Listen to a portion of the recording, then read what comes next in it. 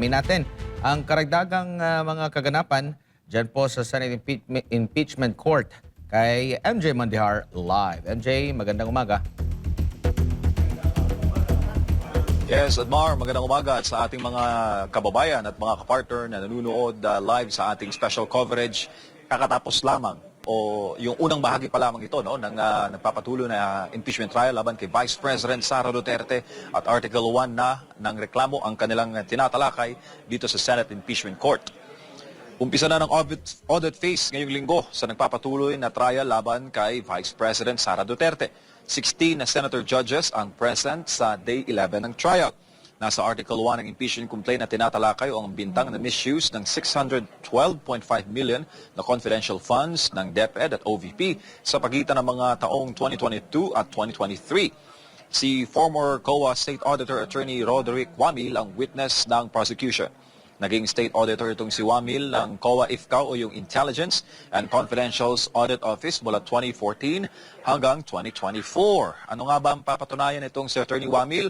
Na siya raw ang nag-audit ng OVP liquidation of confidential expenditures mula 4th quarter ng 2022 hanggang 1st, 2nd at 3rd quarter ng 2023. At siya rin na nag-audit ng DepEd liquidation of confidential expenditures mula 1st, 2nd at 3rd quarters ng 2023. Naobserbahan raw nitong si Attorney Wamil na kulang ang documentary submissions ng OVP at DepEd para sa liquidation ng confidential funds ng dalawang tanggapan sa nabanggit na mga panahon. Ipinakita naman ng prosekusyon ang kopya ng OVP Fiscal Financial Plan na naaprobahan December 13, 2022 at ayon kay Attorney Wamil, pirmado raw ni VP Sara ang nasabing dokumento na hindi raw compliant sa Joint Circular No. 15-1 o yung guidelines sa paggamit ng confidential funds. Hindi raw kasi nakalagay, mga kababayan, kung anong specific confidential activities na maaaring paggamitan ng pondo na paglabag raw sa Joint Circular. Naglabas raw noon si Attorney Wamil ng AOM o Audit Observation Memorandum sa OVP kaugnay sa findings. Ano nga ba itong AOM? Ito ay isang initial communication kung saan ipinapaalam ng auditor ang mga nakitang kakulangan o kamalian sa mga dokumento at transaksyon ng isang ahensya. Ito ay bahagi ng due process o karaniwang proseso para bigyan pagkakataon ang pamahalaan na magpaliwanag o maisumite ang mga kulang na dokumento na hinihingi ng State Auditor. Admar, ang nagsasalita pa lamang ay yung prosecution, hindi pa nagko-cross-examine o nagtatanong ang defense panel, VP Sara Duterte, na abutan ng tanghalian at ngayong alauna ng hapon ay magre-resume ang Senate Impeachment Court para sa Day 11 ng trial. Nabanggit naman kanina na itong si VP Sara lang ang nabigyan o na-audit sa confidential funds sa nagdaan raw ng mga Vice President, particularly kay VP Binay, former VP Binay, and former VP Leni Robredo. So, hindi pa tapos ang Day 11 trial at magre-resume maya-maya ang mga pagdinig dito sa Senate Impeachment Court. Balik sa inyo sa studio.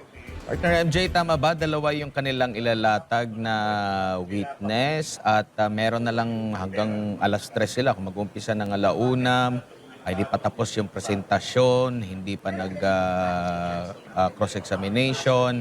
Maaari bang kakayanin pa ba ito? Meron bang mga agam-agam dyan? Ano ba ang madadagdagan bukas na naman ulit ipagpapatuloy? Anong nakita mo dito?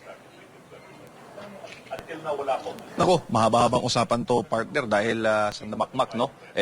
Ang tawag nga dito ay audit phase ng trial dahil mga dokumento, no, at mga audit at findings ang bubusisiin dito. Kanina nga, matagal-tagal, no, ang naging break sa pagsisimula. Intro pa lang, mag-break agad para nga ay suriin ng magkabilang panig yung mga dokumentong ilalabas at ipapaliwanag dito sa nagpapatuloy ng impeachment trial.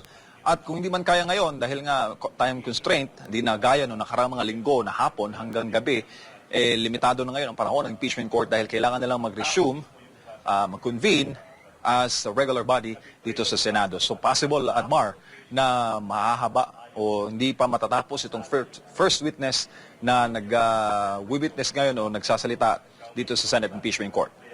Maraming salamat si MJ Mondihar live na nakatutok sa Senado po.